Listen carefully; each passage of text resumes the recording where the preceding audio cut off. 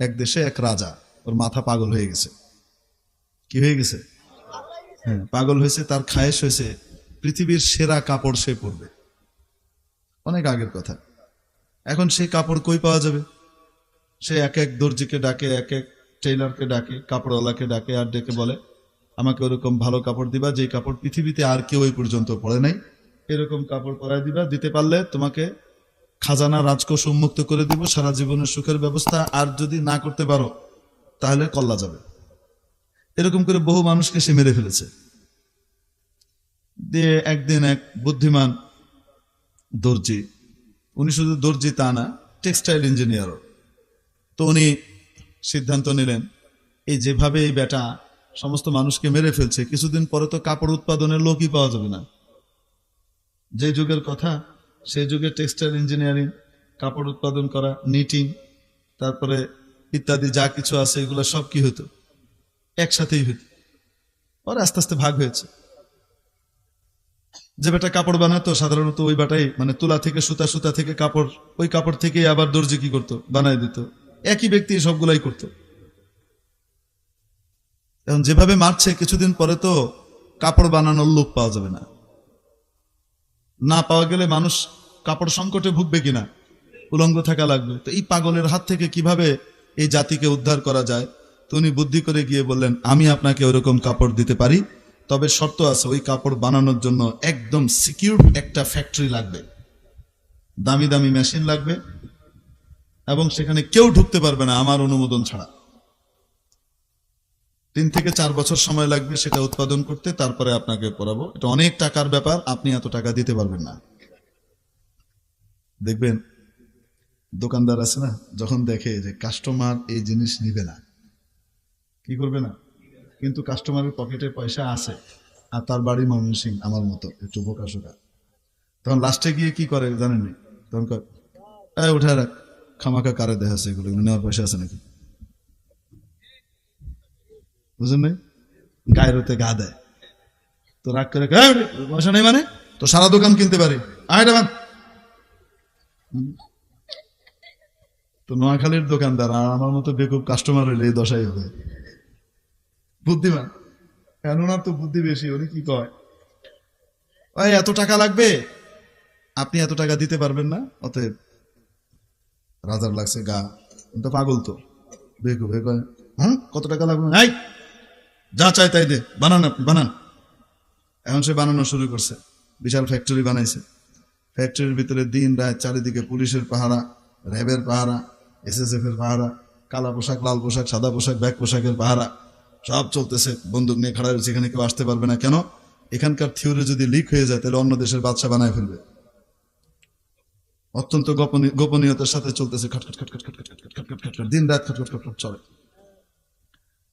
আসলে কিছু বানায় না, খামাকা খালি মেশিন চলে, খাইলা মেশিন চলে, আর কি করছেও বানায় টানে না। আর কাঁড়ি কাঁড়ি টাকা আনে, আর টাকা এনে করে কি হে, এর বাড়িতে এলাকায় জমি কিনে বাড়ি বানায়, এই করে সেই করে। আর ওই যে যাদের কল্লা টল্লা কাটছে এদের পরিবারকে কি করে, তলে তলে টাকা দেয়। বুঝছেন না? হ্যাঁ। 2 বছর পরে বাদশাকে জানাইলো সেই কাপড় রেডি মহারাজ। কয় বছর পরে? এতদিনের টিয়ালই একেবারে রাজকোষ খালি করিয়া দিয়েছে। ও আচ্ছা, তো কবে হবে? অমুক দিন আসবো, আমরা পড়াবো, রাষ্ট্রের সকলকে দাওয়াত দেওয়া হোক, গণ্যমান্য ব্যক্তিদেরকে, রাজামশাই এই পোশাক পরবে।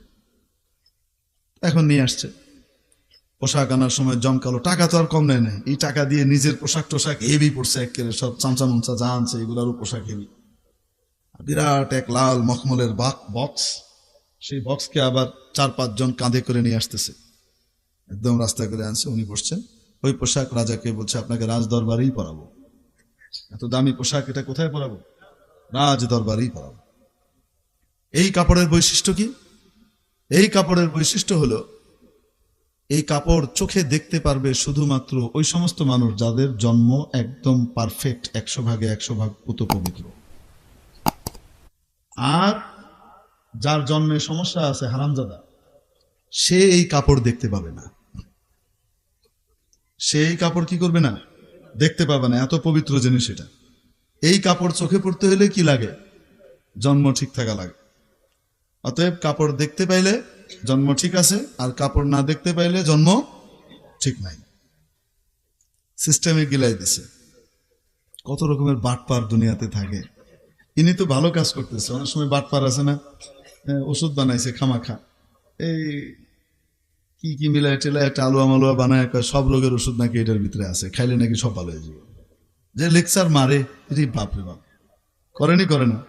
এরকম এক বাটপার ডাক্তার, আসলে ডাক্তার না, নকল ডাক্তার, এরকম বাটপার কি করছে, ওষুধ একটা বানাইছে, কিন্তু জানে তো যে এই ওষুধে কি হবে না, এটা জানেনি, জানে না।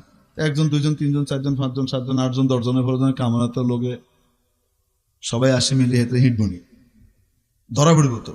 এই জন্য একটা সিস্টেম বানাইছে, সেটাকে এই ওষুধ গুলির মতো কাজ করবে, তীরের মতো রোগ দূর করে দিবে, রোগের জায়গায় গিয়ে আঘাত করবে, আপনাকে সুস্থ করে দেবে।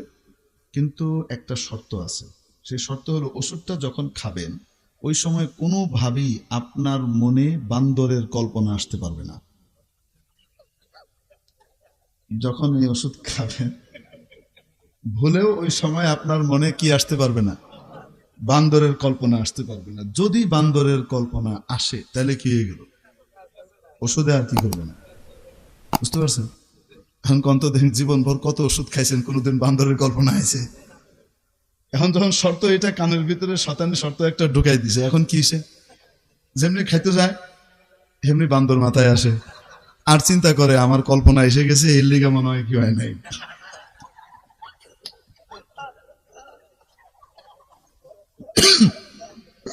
বলছিলাম কত পদের বাটপার থাকে। এখন বুদ্ধিকে ভালো কাজে ব্যবহার করলে তো ভালো, আর বাজে কাজে ব্যবহার করলে এটা বাটপারি হয়, ঠিক কি ঠিক না? এখন এই সাহেব ইনি দেখছেন এ তো পাগল, এই পাগলকে সোজা করার আর কোনো রাস্তা নাই, এজন্য উনি বুদ্ধিটাকে সঠিক কাজে ব্যবহার করছেন। তাই এসে বলতেছেন এই কাপড় শুধুমাত্র সেই দেখতে পাবে যার জন্ম পরিপূর্ণ, একটু এদিক ওদিক হইলে, জন্মের সমস্যা হইলে, হারামজাদা হইলে দেখতে পাবে না। এখন রাজামশাইকে বলতেছে, রাজামশাই জামাটা খুলেন, এটা পরাই দিই। তো রাজা জামা খুলছে, তারপরে এখন বক্স খোলার পরে বের করছে, বের করে জি জি, ডাইন হাতটা দেন, বাম হাতটা দেন, একদম ফিট হয়ে গেছে, দারুণ ফিট করছে রাজামশাই আপনার গায়ে জামাটা। একটু উঠে দাঁড়ান, একদম তল পর্যন্ত হয়ে গেছে। এবার নিচেরটা খুলেন, ঢাকা হয়ে গেছে সব, দেখা যাবে না, নিচেরটা খুলেন। রাজা নিচেরটাও খুলছে, খোলার পরে তার নিচে দিয়ে পায়জামা বা প্যান্ট পরা। এবার রাজা বসে সিংহাসনে, হ্যাঁ, উপস্থিত যারা আছে তারা সবাই চিন্তা করে খাইছে হিসাব কিতাব, আসলে তো গাত কিছু নাই, যদি কই কিছু নাই দেখা যায় না তাহলে তো হারামজাদা হয়েছে। এই জন্য সবাই প্রশংসা করে, ওয়াও, বাহ, এত দারুণ কাপড় জীবনে আমরা কোনোদিন দেখিনি। আর ওই রাজা গায়ে দিয়ে হেও তো কিছু দেখে না, এই মনে মনে চিন্তা করে, আল্লাহ রে আমার মায় না জানি করছে এটা বদ্ধ করে দিন, বদ্ধ করে দিন। আচ্ছা, এখন রাজার গায়ে আছে কিছু, কিছু কিন্তু নাই, ল্যাংটা। কিন্তু ল্যাংটা হওয়ার পরেও সে মনে করতেছে আমি পৃথিবীর সবচেয়ে সেরা পোশাক পরছি। অনেক সময় দেশ দেউলিয়া, তলায় কিছু নাই, কয় জিডিপি হাই, আমরা পৃথিবীর সেরা দেশ। অনেক সময় কয় মানছে, ঠিক ঠিক না, আসলে তো তলিত নাই কিছু। আচ্ছা যাই হোক, আলহামদুলিল্লাহ আমাদের দেশে যেরকম হয় না, এই জন্য শুকর আদায় করি আলহামদুলিল্লাহ। তো এখন এই রাজা এই পোশাক পরার পরে পাগল, তো মাথার ভিতরে এখন আরেক খেয়াল চাপছে, আমি শুধু পড়লাম, এটা কি হলো, আমার জনগণের একটা অধিকার আছে না, তারা এই পোশাকটা দেখবে। এই হাতি সাজাও, হাতির উপরে চড়ছে, সারা দেশে ঝেড়া পেটানো হয়েছে, সব লোক রাস্তার দুই পাশে লাইন ধরে খাড়াইছে ফুল নিয়ে, বুঝছেন?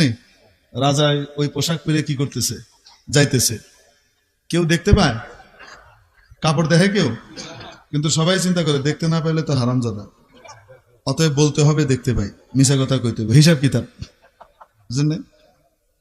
এখন এরকম করে ফুল মারে, এক একজনে সবাই ফুল মারতেছে, জয় মহারাজের জয়, জয় মহারাজের জয়, এরকম করে কি করে ফুল মারে। আর রাজা এরকম করে যায়, সব আমার সাথেই আছে, যাচ্ছে। ছোট্ট বাচ্চা একটা, এটা আমিও রাজারে দেখবো, বাপ কয় না তুমি কেমনে দেখবা এখানে এত লোক, কয় না না আরে কান দিল আমি দেখনি। এখন বাচ্চাকে বাপে কি করছে, কান্দে নিছে। তো রাজা যায়, এতক্ষণ তো সবাই কইতেছে জয় মহারাজার জয়, কি চমৎকার পোশাক, বাহ বাহ বাহ বাহ। যেমনি ওই পোলা দেখছে, পোলা দেখে কয় লিংটু রাজা লিংটু রাজা লিংটু রাজা।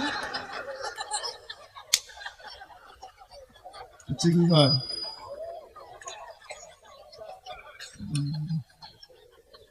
হাসি শেষ হয়েছে নি? হাসি। সারা দেশের মানুষ, বড় বড় মানুষরা যে সত্য কথাটা বলতে পারে নাই, এই ছোট্ট বাচ্চা চট করে আসল সত্য কথাটা বলে দিয়েছে, ঠিক কিনা? কেন? অত হিসাব কিতাব বুঝে না, অত মুনাফিকি বুঝে না, বাস যেটা দেখছে যেটা বুঝছে এটা পেয়ে দিচ্ছে, ঠিক কি ঠিক না?